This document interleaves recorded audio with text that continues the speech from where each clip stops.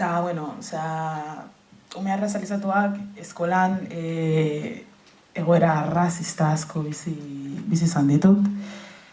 Pila bat, aztu ez ditudanak, eta nire bizitzan zehar afektatu didanak. Bidatenak.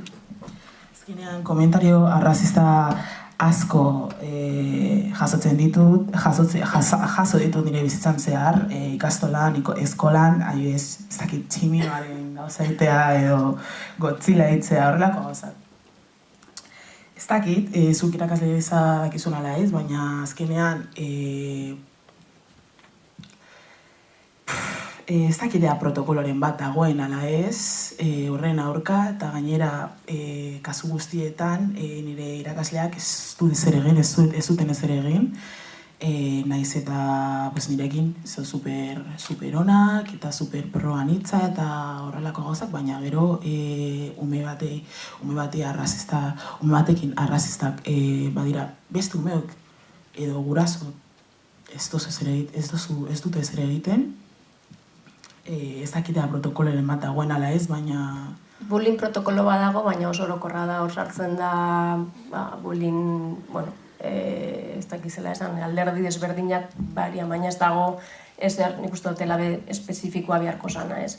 Azkenean askotan nolako irainak umien artean, berdinen arteko harreman baten bezala ulertzen da, eta ume kontuak diela, ala beste, baina azkenean hor nik uste dut kontuan akuia dugula, azkenean historikoki ez,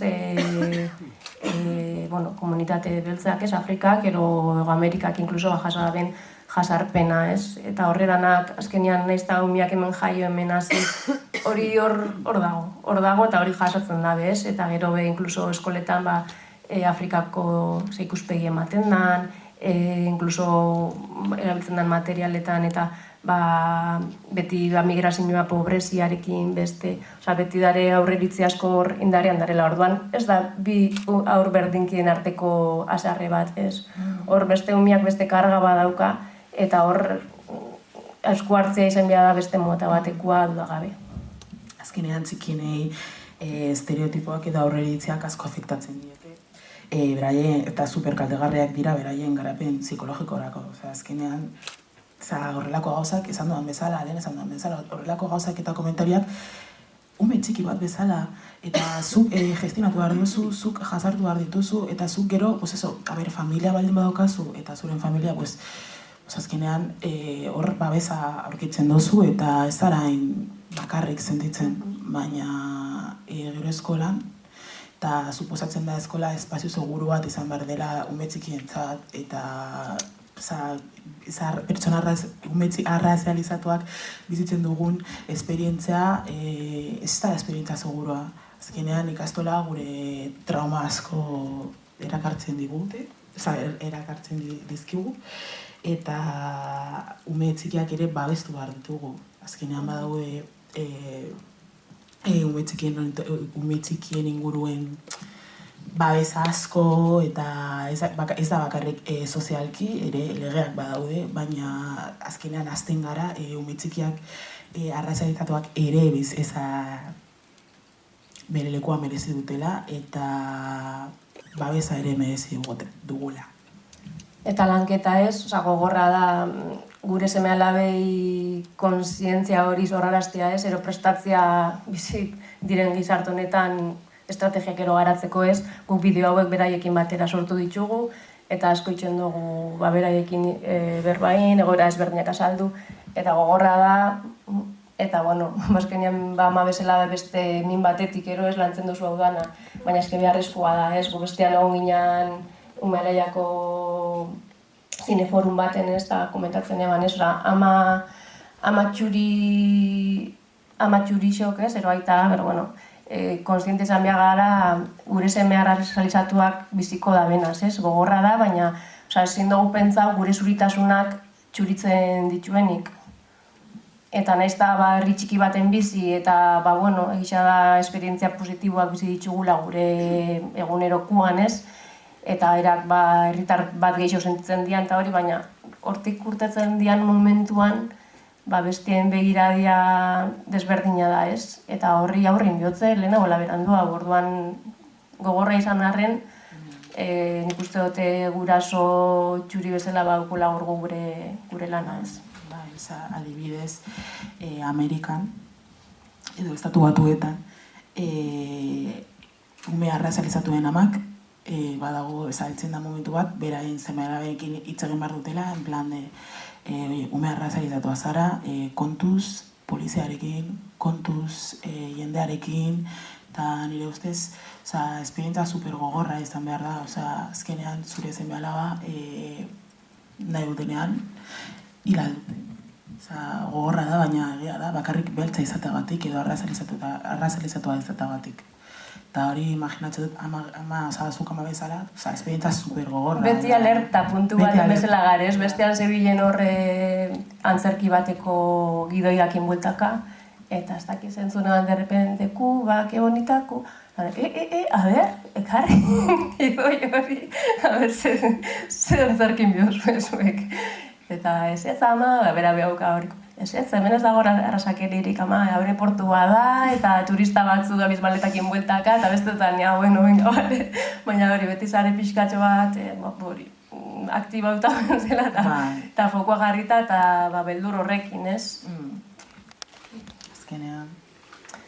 Eta, bueno, bai guztoko jaten terminon eta zitze egitea, eta lehengo igual luzatzia, ez?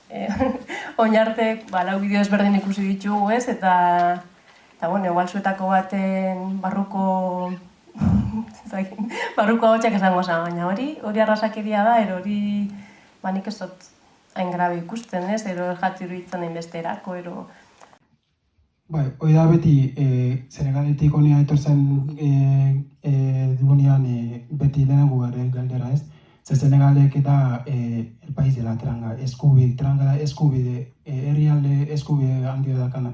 Osa, eskubide, esku zabala, esku zabaltasun hori Senegalen jendea ikusten badizute kanpotarak zean, naiz eta Gineakoa gero, baina gehienak da txuriak, ez? Kirezon esku zabaltasuna hartzen dizute, etxeak eskaintzen dizute gela bat eta hori, eta honea iritsita nabaizen da jendea oso hotza direla gurekin. Eta hori kristonpena ematen du, baina gero eta oitu eta joten gara. Guk Euskal Herriak nahi du harrera herria izan, badauka zer ikasi igual Senegaldik, ez da? Nola? Badaukagula zer ikasi Senegaldarren aldetik harrera herria benetakoa izateko. Pizkat erekiagoa, ez? Jendeak konfiantzakin, Euskaldunak nik uste konfiantzak hartu arte hortza izaten dira. Eta nik uste hori nik uste ikasi behar duten da, ez? Jendeak konfiantzakin hartu eta hori. Ez dakit beste bideoren bat badaukagun? El correo batean nintzen, eta de repente, kalo, neska beltz bat, ez? Arabarra, euskalduna, errekirolak, hostia, la gente loca. ¿Cómo puede ser esto? Ordu uniatzea tendera. Una bandera de combo. Eta jendea esan zu, pero esto, ¿cómo puede ser? Pues siendo, chicos, siendo. Eta jatzea, de la cadena SER, de Televisión Española, Got Talent. Got Talent? Osea, justo nahiz, Got Talentea eta Euskal Herriko eskolari guztiak enagutea, a ver. Osea, Iker Bizente zango, a ver. Osea, egur bat moztea, a ver. BTN, bi astelenean behin argia.eusen eta plataforma guztietan. Oso ondo kontatzen duzu, Humori pixka jarri behar zaio, ez? Azkenean, esan duen bezala, justo, etorri zian kasetari batek argazki batzuk atatzea eta pixkat hori entrevista bat bezala artikulu baten sartzen, periodikoan. Eta deitzen diate joiana, esan diate oso elkarrezketa polita, nosik eta jarriko izugu portadan. Jo, bale, pues portadan. Eta, teazean ja egunkari guztiak, igande baten da, astelenean ja, zan Instagramen sartu, zakitzen solicitude eta, geho, mezuak eta, ditu ziaten kadena serretik, Got Talentetik, eta behar, nik Got Talenten zein bardet. Zein bardet. Osea, egur bat moztu. Osea, hemengo gaizkolari batek, zer esango du? Hoi talentua, bueno, talentua dakagu, ez? Egurren gainen jarri eta moztu, bale, talentua da.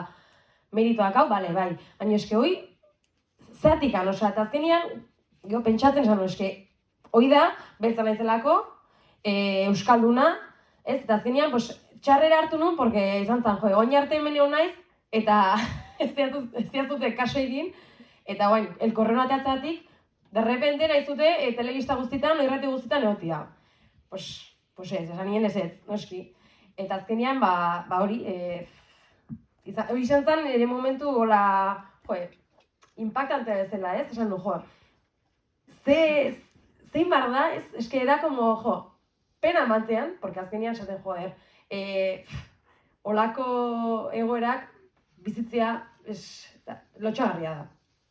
Piskat, begirada exotiko hori da, bai, esan zen, como, ez dakit, que gero amak esan zean, joian, atxarrera ez hartu, hola jendia sautzen zu, baina eskeni aizkolaria naiz ez jendia sautzeko, baizik eta kirolari gustatzen dialako, eta benetan, eske maite detelako egurren gainean egon, eta muztea. Osa ez, telebistan ateatzatik, osa ez da horregatik, orduan txarre hartu non, horregatik, Euskal Herrin bai dituztiatela Gaztea irratitik, Euskadi irratitik, eta hori noski baietz, esan gila, hori baietz, eta elkarrezketak intziaten, geho Araban aizkolari bakarra naiz, orduan, bueno, normala da, pixkate elkarrezketa bezala itia, nola sentitzen zean aizkolari bakarra izan da, eta holako gauzak bai, baina ja, Espainia mailan zan como morbo pixkat bilatzen aiziala. Orduan txarra hartu nuen, eta bueno, dana iri ez, noski. Oso ondo, kudeatu zenun. Bai. Bai, ez dakit beste bideorik badaukagun? Sucia. Saltaballas. Mancha. Zergatik zara beltza? Euskalduna. Moro. Adaptada. Ez zait zure kolorea gustatzen. Lapurra. Vuelve a tu país. Beltzita. Ondotarra. Gaur egun oraindik ere, askok ez dute ezaguna adopzioa hitza. Beraz, horren aurrean, ezjakintasuna, gutxiespena edota diskriminazioa adierazten dute. San Juanekoa. Egonetu beharra dut. Baina zure gurasoa? San Juanekoak. Suposatzen dut eta izara galdetzen ea zein da nire jatorria. Hori da. Bai. Txinakoa. Baina 10 hilabetatetik hemen dago. Jo, oso ondo hitzaten du euskeraz? Txinatar izateko. Bai, baita ere txikitatik hemen baldin badago. Ja, baina txinatarra, Ostras. Zer negitua,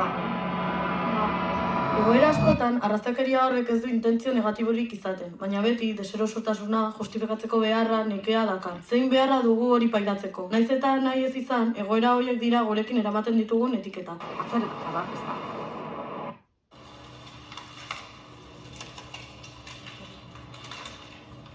Pertsona oro bizitzan zehar identitatea eraikitzen goaz. Nerabezaroa izaten da identitatearen eraketan momentu garrantzitsuenetariko bat, baina arraz ezberdina duen gazte adoptatu batek nola eraikitzen du bere identitatea egunerokotasunean?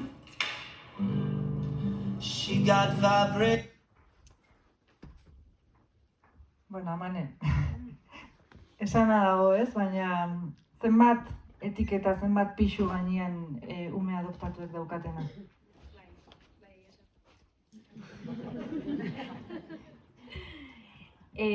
Bai, laburtu du azkenean lehen aurrez esan detena bideoak, ez? Eta gero nire ustez ere adopzioa ez da kontemplatzen, ez?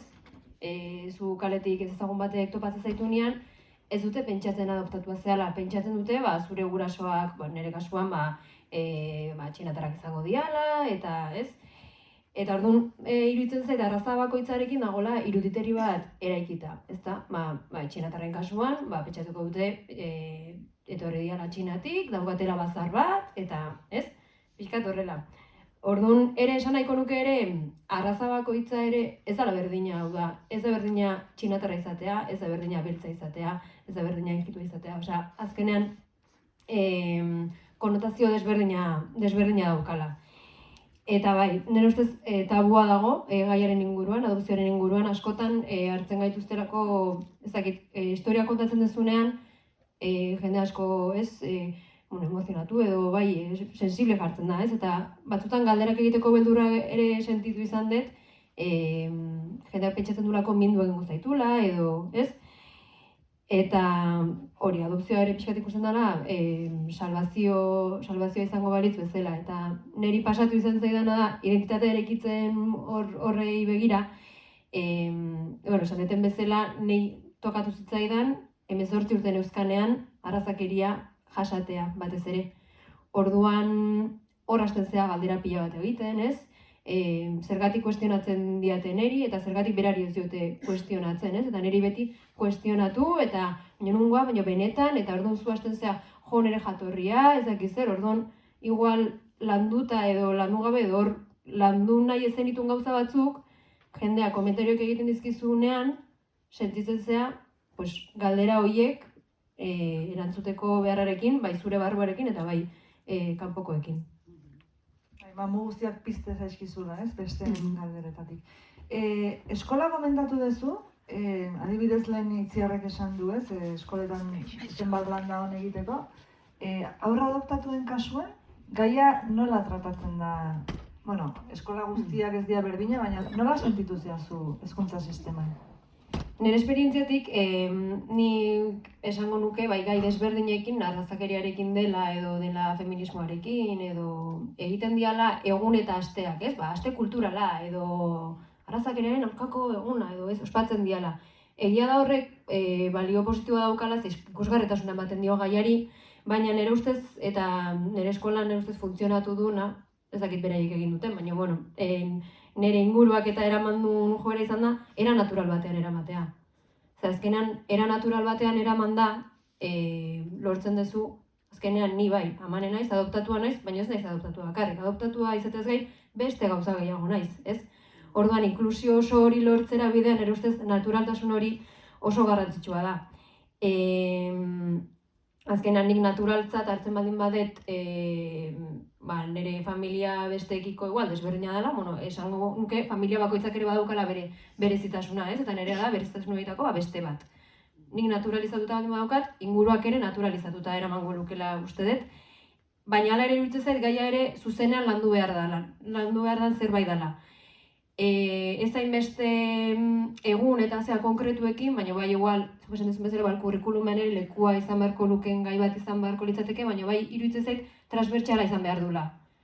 Hau da, egunerokotasunean sortzen dian egoera desberdinei erantzunez eta egunerokoan landu behar dan gai bat dela. Ez bakarrik, gaur laugarren gaia, arrazakeria edo kulturartekotasuna. Ez, izan behar du egunerokoan landu behar dan zerbait. Orduan, nire esperientziatik erasoen aurrean, edo komentario desegoki horien aurrean, planteatzen hasi naizena da, pertsona horrek askotan igual egin du, edo mintzeko, edo ez mintzeko, ez? Baina gero horrek nire barruan ze generatzen du, ze sortzen du nire barruan. Orduan, ni bai saiatu naizela hor, lanketa bat egiten, nik nire barruan, ez? Eta erantzunak ematen ditut orain, minetik beharrean, beste puntu batetik, ez? Eta pixka bat, berai ere ikustarazten, zuk ezakizu momentu enten nola nagon, baina konturatu zaitez igual, pertsona horri segunetan nola dagon, mina egiten diozula. Eta orduan, irakaskuntzan iruditzen zait askok, helduak dauzkagula muga pila bat. Eta umei errealitatea adierazita, oso errez moldatzen dirala horretara. Orduan, gu eredu izan da, helduok eredu izan da, iruditzen zait, lanketa egin barra daukagula. Ez gula zertarako balio esatea, umei, errespetatu guztion artean, ez? Zuk ez badezu lanketa egin benetan, niretzako zer da errespetua, ez?